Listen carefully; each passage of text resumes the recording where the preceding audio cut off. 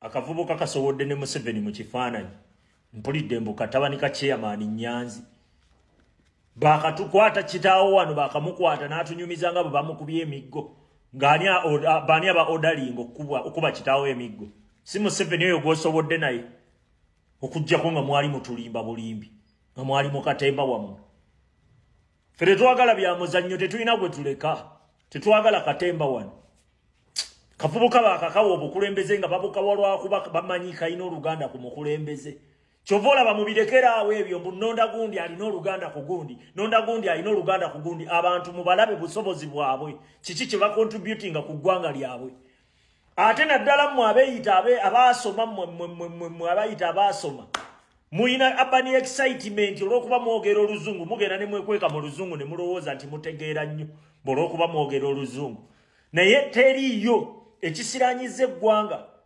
kistandikirawo mu education system baba programming irawo ne bajjanga bakuvuga obongo nze abasomyeko bonna abasinga obungi ndaba tebategeera kiki kye mulya mmereki buwunga bwe babawa ku ssomero bwe buba kyamyanze sibitegeera akavubuka kasowodde na Museveni mu kifaananyi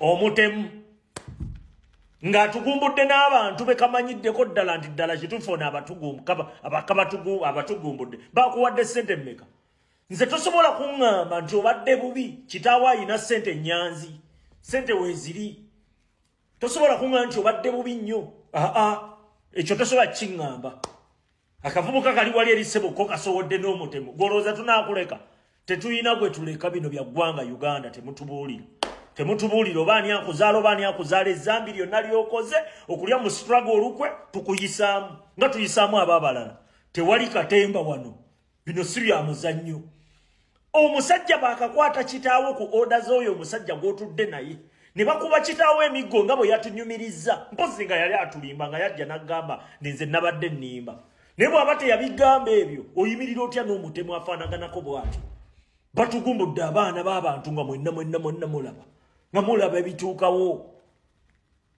ebituukawo twagala ggwanga lyaffe kukyuka kiki kye mwagala kati gwe kiki oyagala omululu ogubujjudde nze mwantama nkubuulira ava ku mugendo yenna yantama kabeere muganda wange temutusumbuwa osowodde n'omutemu muli ku gundi yemu Santi bitandise nabagambye akafaananyi nakalabye nga katrendinga neŋŋamba wano ekijja kuva waneeno twabadde tukyali mu bifaananyi ne bata akatambi kansooke nkutwala olaba akatambi ako naye nga bafuti soja batandise omwana okubanga kasongo yeye mumbali nanga kasongo mbona wewu songa libala yeye kasongo mbona wewu mbona wewo obali nangae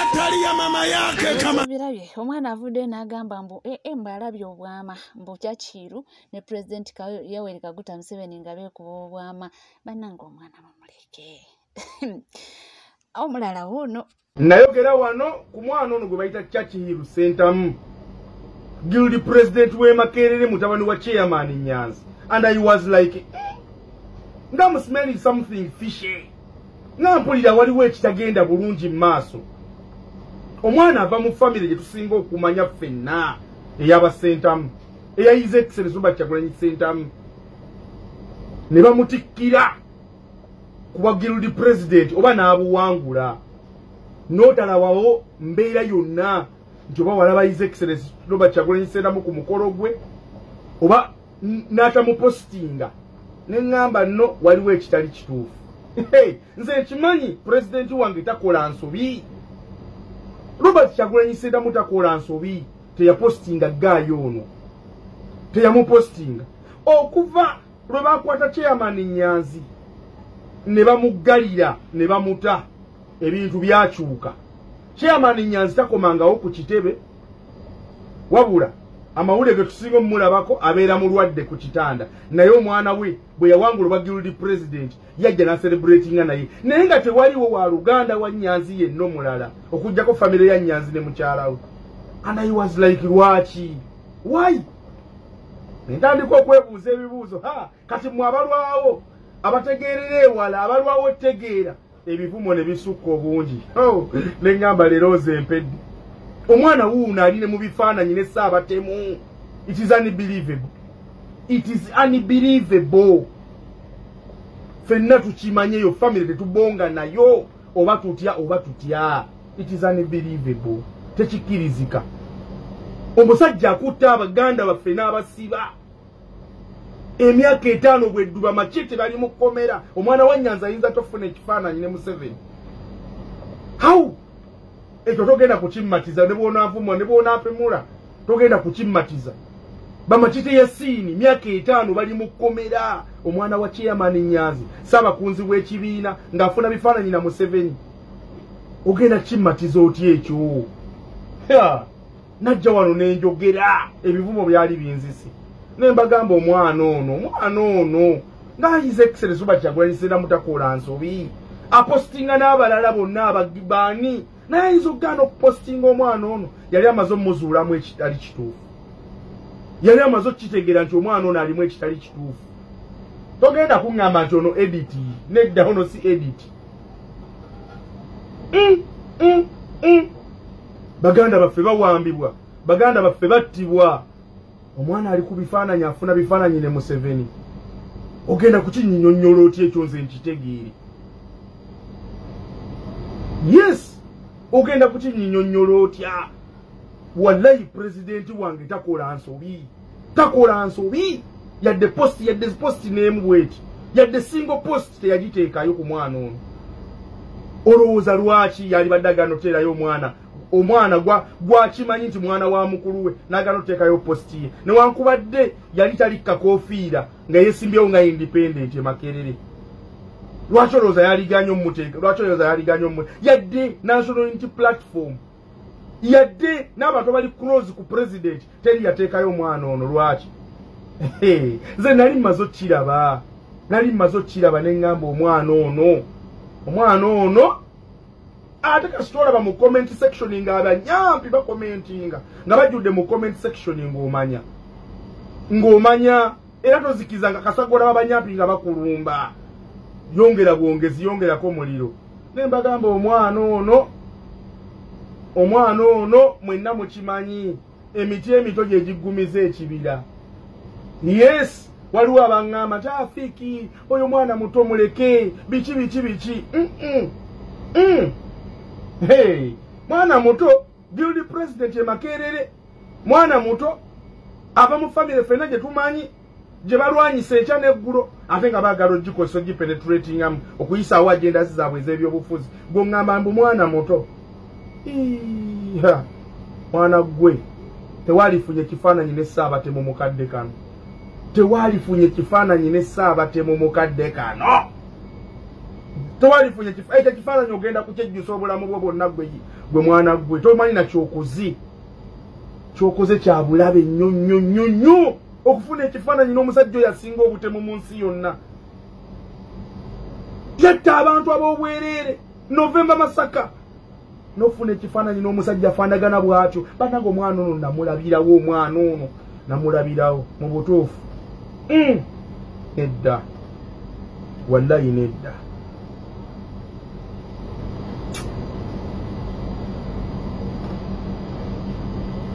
Mbagala nnyo. Nze nja kubanga nkuwa bafutuso gy'owulire be boogera. Abamu weewaawo abamu banyiivu ate abamu bagezaako okubanga oba oliawo balambulula ensonga n'okubanga badifendinga omwana lwaki amiitinze. Ndabyeko abamu nga bagamba nti nga tubadde ne bapulezidenti bangi e Makerere ba guild president nga baliyo ku ludda oluvuganya gavumenti nga tubadde tetubalabangako nti mwe abavayo ne mugamba nti omwana kiba kimukakatako mbu bitya. Nange kanjogereko ku bifaananyi by'omwana wa Nyanzi guild president we Makerere. Abasiru ba bloga ba NRM bye bali okutambuza essaawa zino.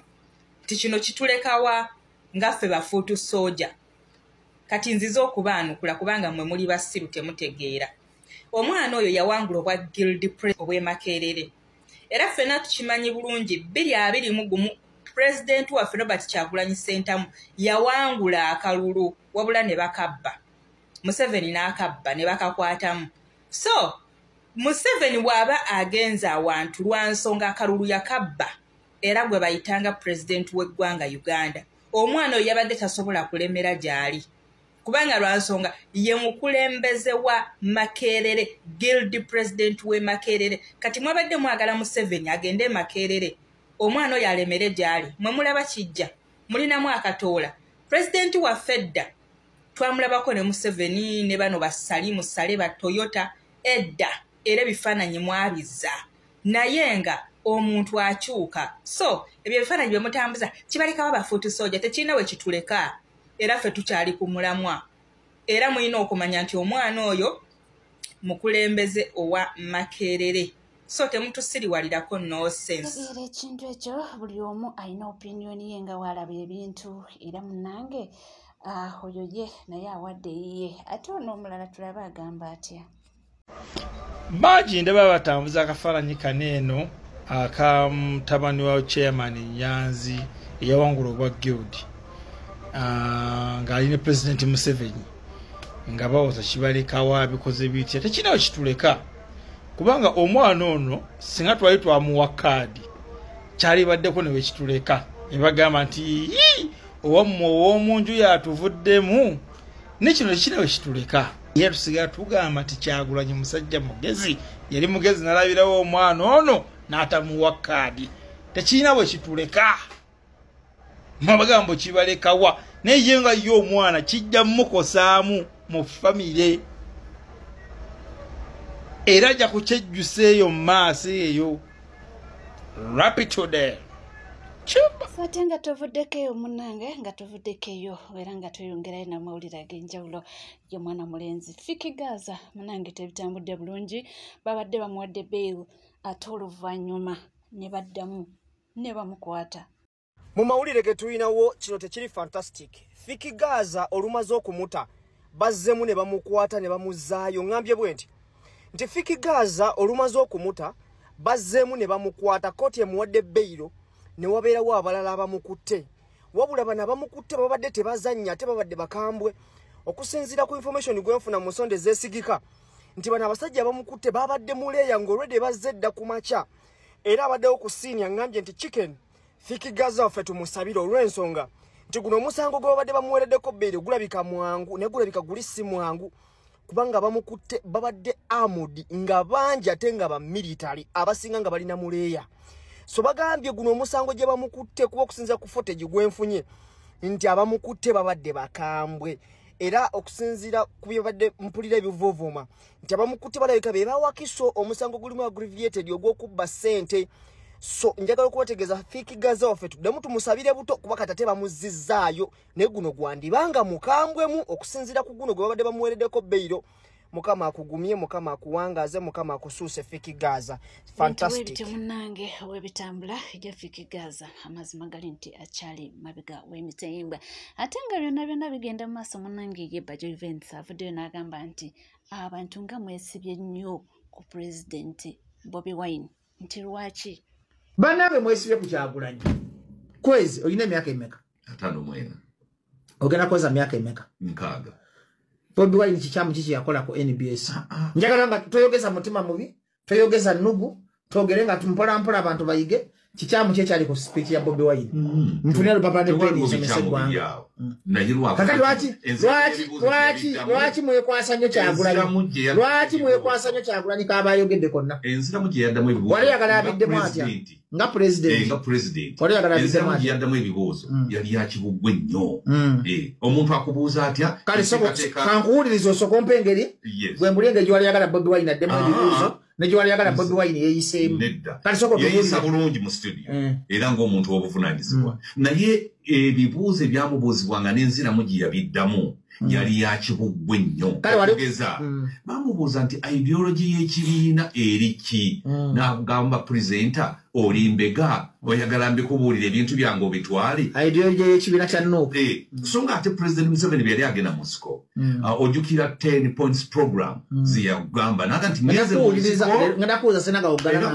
nnyo nti ngeze mu nsiko naye kino kye kitututte ne kino ffe n'olutalo ne tuluyingira bakadde baffe ne baluyingira ne tugamba nti no president agenze kino kye kimututte mu nsiko kaakati abantu batategeere ebigendero bya Nuupu ebiriwo ng'oggyeko tutwala dikiteeta ebyokutwala eggwanga mu maaso banaawagira batya ekintu oŋŋambye olina emyaka 5 mwena ogambye Bobi Wine bamukyaza ku NBS n'addamu bubi enziramu y'ekiwogwe kati kankuwe factors 3 ngenda kusooka kunnyonnyola abantu ekyafuuluuzidde fuuluuzidde lwe lunaku lwe bateeka njagala buli muntu nalabye ne Gasumba akyogerako njagala buli muntu alina akabuuza ku kye bayita fuuluuzidde luba lunaku lwakulimba si lwakulimba lw'abasiru kale luba lunaku lw'abasiru luba lunaku lw'abasiru fuuluuzidde olunaku olwo tutandika ssaawa 6 ez'ekiro ngenda kusomesa mpola kuba kati ndaba emyaka gye gyetaga muntu nga nze profesa